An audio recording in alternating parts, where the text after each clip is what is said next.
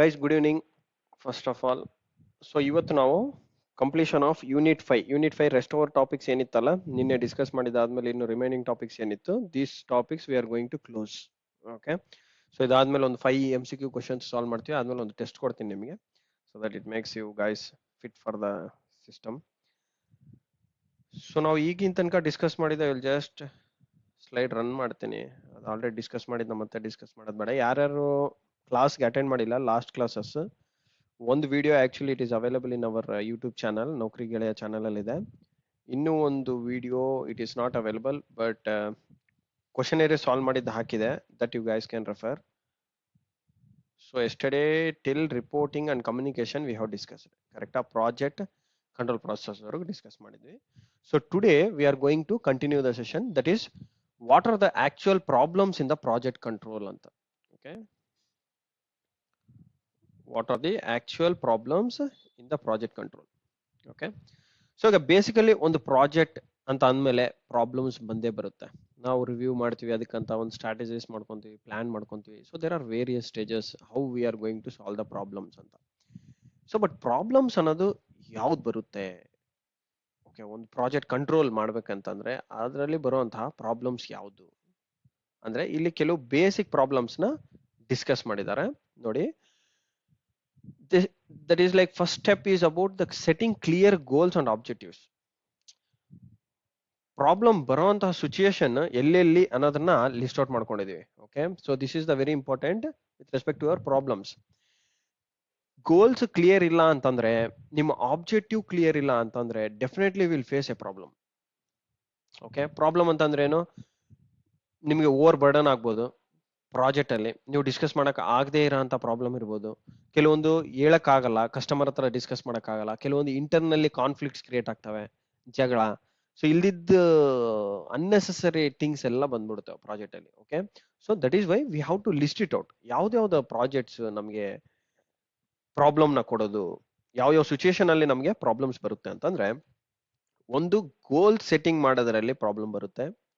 And objectives ಸಹ, ನಿಮ್ದು objectives ಅಂತಂದ್ರೆ ನಾನು ನಿನ್ನೆ ಏನಂತ ಹೇಳಿದ್ದೆ ನಿಮ್ಗೆ, ಆಬ್ಜೆಕ್ಟಿವ್ಸ್ ಅಂತಂದ್ರೆ ಗೋಲ್ಸ್ ನ ಒಂದ್ಸಲ ಡಿಸೈಡ್ ಮಾಡಿದ್ದಾದ್ಮೇಲೆ ಆ ಗೋಲ್ ನ ಹೇಗೆ ಅಪ್ರೋಚ್ ಮಾಡ್ಬೇಕು, or how to reach that goal, we will set a definite objectives, ಒಂದು ಸೆಟ್ ಆಫ್ ಸ್ಟೇಜಸ್ ಅಂತ ಕರಿಬಹುದು.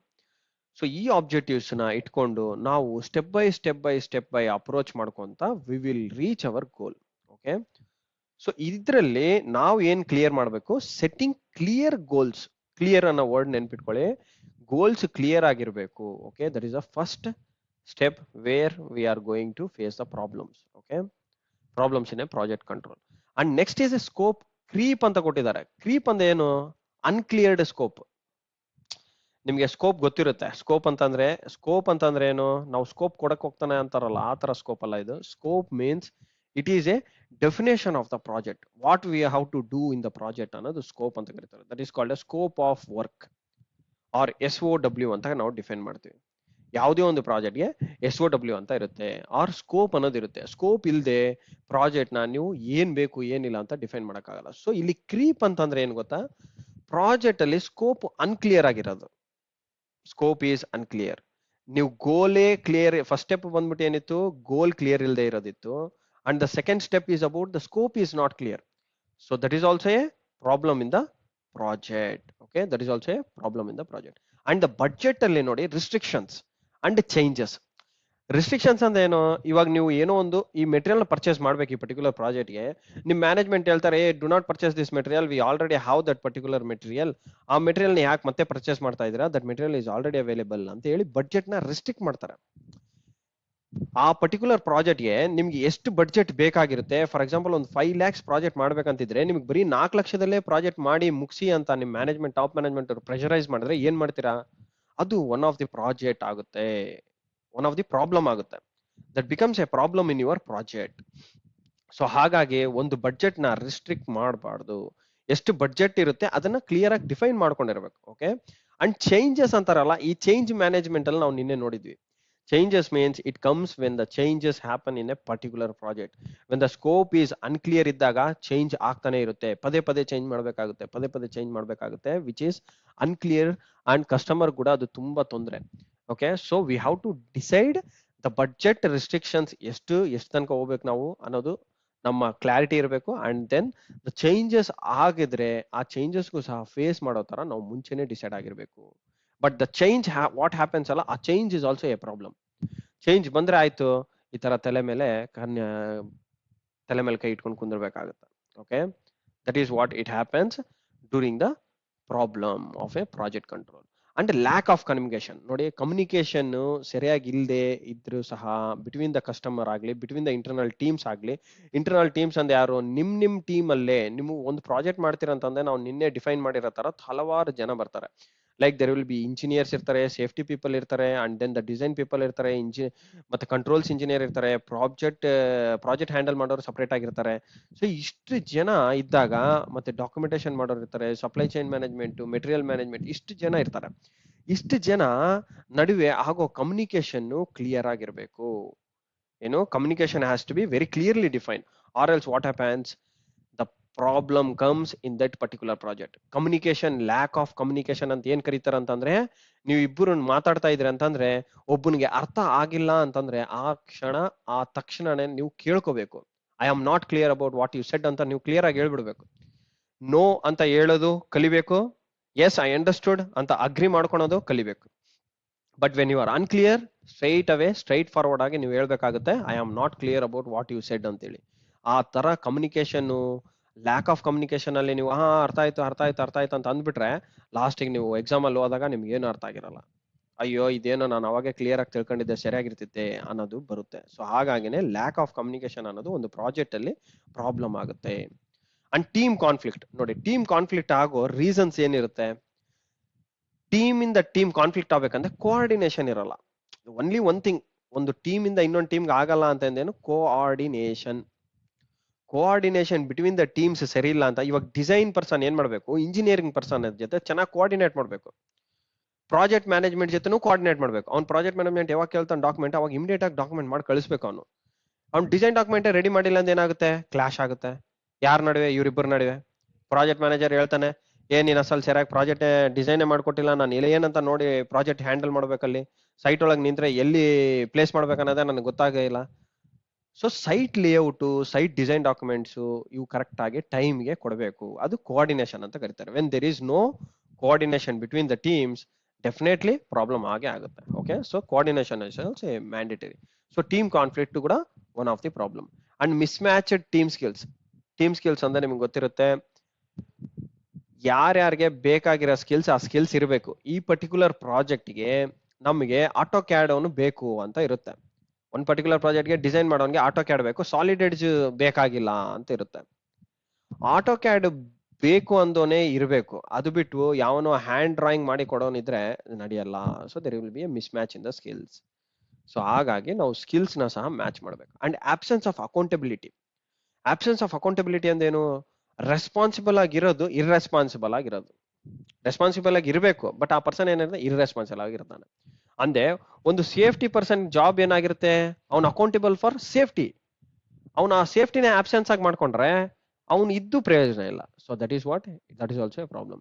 ಅಂಡ್ ಇಂಪ್ರಾಕ್ಟಿಕಲ್ ಡೆಡ್ಲೈನ್ಸ್, ಅದು ಆಗದೇ ಇಲ್ಲ. ಸುಮ್ಮನೆ ಕಸ್ಟಮರ್ ಮುಂದೆ ಸ್ಕೋಪ್ ತಗೊಳೋದಕ್ಕೆ, ಸ್ಕೋಪ್ ಅಂದ್ರೆ ಏನೋ, ಈ ಸ್ಕೋಪ್ ಅಂದ್ರೆ ಇವಾಗ ನಾನು ಹೇಳ್ತಿರೋ ಸ್ಕೋಪ್ ಅಂತಂದ್ರೆ ಲೈಕ್ ಬಿಲ್ಡಪ್, ಕೊಚ್ಕೊಳಕ್ ಸಲುವಾಗಿ ಏನ್ ಮಾಡ್ತಾನೆ ಕಸ್ಟಮರ್ ಮುಂದೆ, he will straight away tell to the customer has asked for 3 months ಅಲ್ಲಿ ನನಗೆ ಪ್ರಾಜೆಕ್ಟ್ ಆಗಬೇಕು ಅಂತ. ಅವನೇನ್ ಮಾಡ್ತಾನೆ, 3 months ಅಲ್ಲ ಸರ್, ನಾನು 2.5 ತಿಂಗಳಲ್ಲೇ ಮಾಡ್ಕೊಟ್ಬಿಡ್ತೀನಿ ಅಂತಾನೆ. But which is practically impossible. So ಈ ತರ ರಾಂಗ್ ಕಮಿಟ್ಮೆಂಟ್ಸ್ ಕೊಡೋದು, that is also which is called as impractical deadlines. And poor risk management. ನಾವು ನಿನ್ನೆ ಹಲವಾರು ರಿಸ್ಕ್ ನ ಡಿಫೈನ್ ಮಾಡಿದ್ವಿ. Types of risk, financial, strategic risk, communication risk, ಆ risk, ಈ ರಿಸ್ಕ್ ಅಂತ. ಸೊ ಇಷ್ಟೆಲ್ಲ ರಿಸ್ಕ್ ಅಲ್ಲಿ ನಾವು ಪೂರ್ ರಿಸ್ಕ್ ಮ್ಯಾನೇಜ್ಮೆಂಟ್ ಇದ್ರೆ, ಅಂದ್ರೆ ಸರಿಯಾಗಿ ಕ್ಲಿಯರ್ ಆಗಿ ಡಿಫೈನ್ ಮಾಡಕ್ಕೆ ಬಂದಿಲ್ಲ ರಿಸ್ಕ್ ಅಂತಂದ್ರೆ, it is not A good project. We are in a wrong track ಅಂತ ಅರ್ಥ. ಸರಿಯಾಗಿ ಒಂದು ಪ್ರಾಜೆಕ್ಟ್ ನೋಡಿದ್ದೆ ಅನಲೈಸ್ ಮಾಡೋ ತರ ಇರಬೇಕು. So and so risk are there in this particular project, we have to define it very clearly ಅಂತ. So that is why poor risk management is also one of the problem. And finding effective project management software. ನೋಡಿ, effective project management software ಅಂತ ಯಾಕೆ ಹೇಳಿದಾರೆ ಅಂತಂದ್ರೆ, ನಿಮ್ಗೆ ಈಸಿಯಾಗಿ ಆಗೋದಕ್ಕೆ ಈ ಮಧ್ಯೆ ಡಿಜಿಟಲ್ ಟೆಕ್ನಾಲಜಿ ಜಾಸ್ತಿ ಇದೆ. ನಾವು ಇನ್ನೂ ಹಳೆ ಕಾಲದ ತರ ಪೇಪರ್ ಅಲ್ಲಿ ಬರೆಯೋದು, ಈ ವರ್ಕ್ ಬುಕ್ ಅಲ್ಲಿ ಬರ್ಕೊಳೋದು, ಲೆಡ್ಜರ್ ಮೈಂಟೈನ್ ಮಾಡೋದು, ರಿಜಿಸ್ಟರ್ ಮೈಂಟೈನ್ ಮಾಡೋ ಕತೆ ಎಲ್ಲ ಮುಗೀತು. So effective project management software ಹುಡ್ಕೋಬೇಕು. ಸಾಫ್ಟ್ವೇರ್ ಅಲ್ಲೂ ಸಹ ತುಂಬಾ ಇದಾವೆ, but which makes you more effective, ಆ ಪರ್ಟಿಕ್ಯುಲರ್ ಸಾಫ್ಟ್ವೇರ್ ನ ನೀವು ಯೂಸ್ ಮಾಡಬೇಕಾಗುತ್ತೆ. ಟ್ರೆಂಡ್ ತಕ್ಕಂಗೆ ಬದಲಾಗಬೇಕು ಅಂತ ಹೇಳ್ತಿದ್ದಾರೆ. Okay, that is also becomes a problem in the project control. Okay, and next Gantt chart. Gantt chart ಅಂತಂದ್ರೆ ಏನು? It is a commonly used graphical depiction of a project schedule. ಏನಾಗಿರುತ್ತೆ? ಒಂದು Gantt chart ಅಂತಂದ್ರೆ is a commonly used depiction, graphical depiction of a project schedule. ಒಂದು project schedule ನ define ಮಾಡೋದಕ್ಕೆ use ಮಾಡುವಂತಹ ಒಂದು ಗ್ರಾಫಿಕಲ್ ಪಿಕ್ಚರ್. ನೋಡಿ, ಇದು ಗ್ರಾಫಿಕ್ ತರ ಕಾಣುತ್ತೆ. ಒಂದ್ ಕಡೆ ಕಲರ್ ಕಲರ್ ಕಲರ್ ಇದೆ, ಇನ್ನೊಂದ್ ಕಡೆ ಎಲ್ಲ ನೇಮ್ಸ್ ಬರೆದಿದ್ದಾರೆ. ಸೊ ನೀವು ಒಂದು ನೆನ್ಪಿಟ್ಕೋಬೇಕು ಏನಂತಂದ್ರೆ, ಗಾಂಟ್ ಚಾರ್ಟ್ ಅಲ್ಲಿ very important, it is a graphical depiction and it is used for project schedule management. Okay, it is used for project schedule management. And another very important thing is, ನಿಮ್ಮ ಈ Y axis ಅಲ್ಲಿ only the task will be there and in X axis only the days or time ಅಂತ ಕರಿಬಹುದು. ಓಕೆ, ಏನಿರುತ್ತೆ? Time ಇರುತ್ತೆ. Here is the time and here is the task. Okay, X axis is the time and Y axis is the task. ನೆನ್ಪಿಟ್ಕೊಳ್ಳಿ clear ಆಗಿ. And ಇದು ನೋಡಿ, it is a type of a bar chart showing horizontal with start date and finish dates ಇರುತ್ತೆ. Start date and finish date ಎರಡೂ ಇರುತ್ತೆ, and as well as the full timeline ಸಹ mark ಮಾಡ್ಕೊಂಡಿರ್ತಾರೆ. That is what Gantt chart means. Okay, such as resources ಇರುತ್ತೆ ನೋಡಿ, planning, dependencies, ಇಲ್ಲಿ ಏನೇನಿದೆ ಅದೆಲ್ಲ ಲಿಸ್ಟ್ ಔಟ್ ಮಾಡ್ಕೊಂಡಿದ್ದಾರೆ. ಟಾಸ್ಕ್ ಅಂತಂದ್ರೆ ಏನು? Anything which has a definite roles and responsibilities is a task. Okay, and ಈ ಗಾಂಟ್ ಚಾರ್ಟ್ ನ ಡಿಫೈನ್ ಮಾಡಿದವರು ಯಾರು? ಹೆನ್ರಿ ಗಾಂಟ್ ಅಂತ, ಅವ್ರ ಹೆಸರಲ್ಲೇ ಇದೆ ಹೆನ್ರಿ ಗಾಂಟ್. ಇವರೊಬ್ಬ ಮೆಕ್ಯಾನಿಕಲ್ ಇಂಜಿನಿಯರ್ ಆಗಿರ್ತಾರೆ, American mechanical engineer. He design this Gantt chart for making things easier. Okay,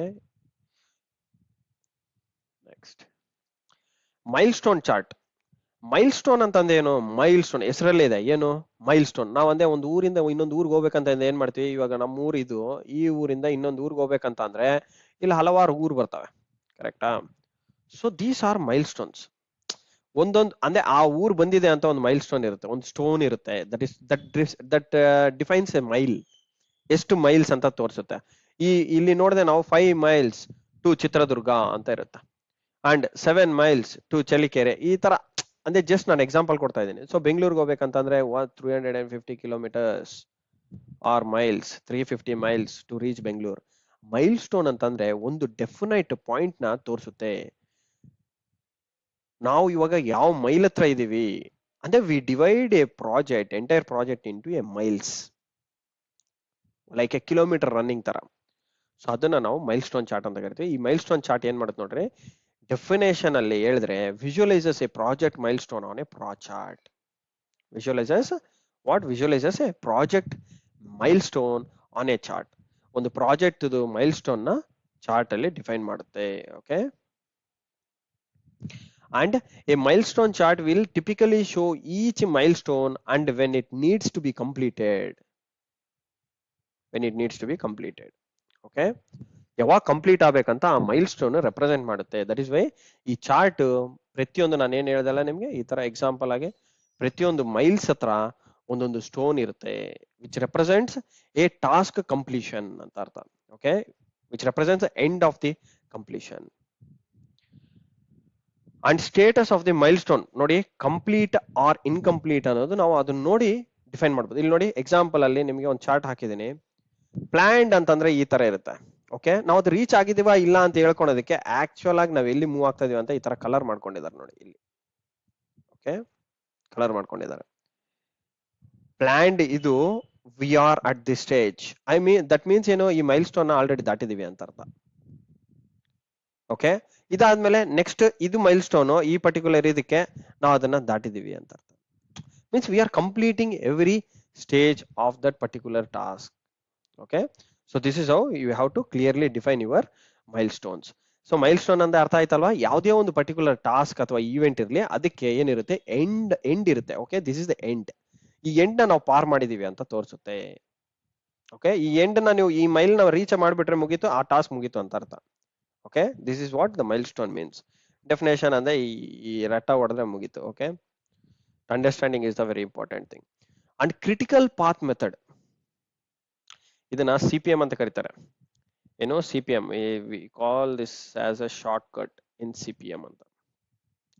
critical path method ಏನ್ ಮಾಡುತ್ತೆ ಅಂತಂದ್ರೆ ಒಂದು ಪ್ರಾಜೆಕ್ಟ್ ಮ್ಯಾನೇಜ್ಮೆಂಟ್ ಅಲ್ಲಿ ಅದೊಂದು technique. Okay, these are various types of techniques. ಪ್ರತಿಯೊಬ್ಬರಿಗೆ ಅವ್ರದೇ ಆದಂತಹ ಒಂದು ಟೆಕ್ನಿಕ್ ಇರುತ್ತೆ.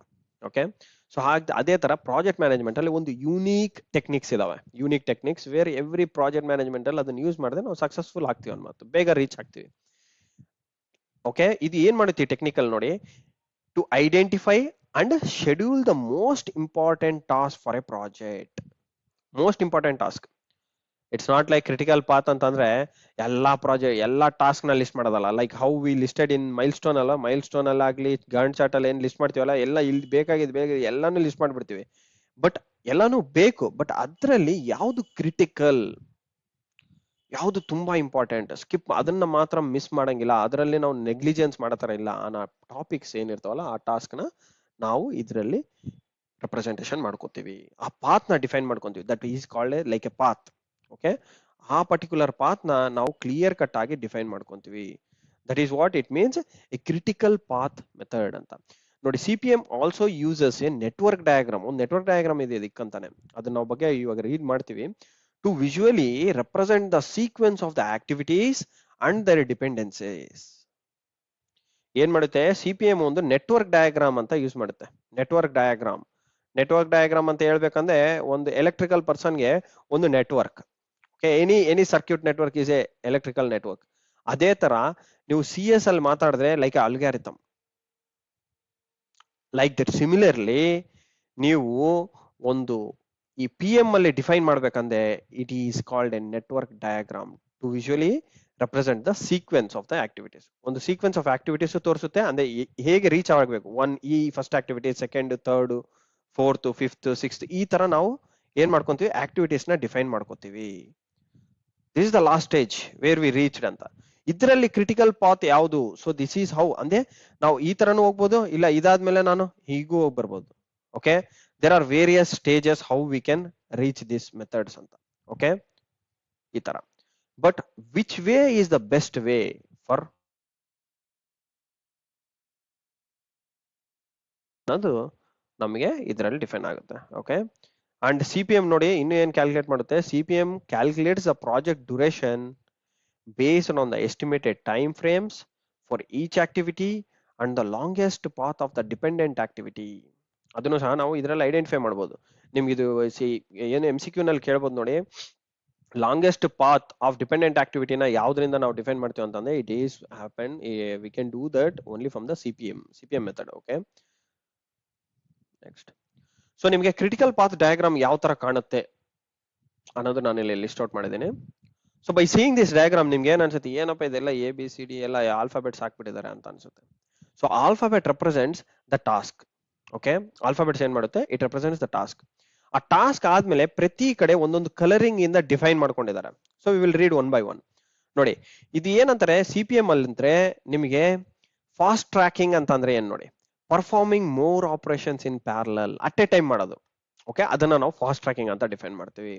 So you how to be very clear with the definitions and points ಬಗ್ಗೆ. Okay, never miss this particular points. Fast tracking ಅಂತಂದ್ರೆ ಏನ್ ನೆನ್ಪಿಟ್ಕೊಳ್ಳಿ, performing more operations in parallel.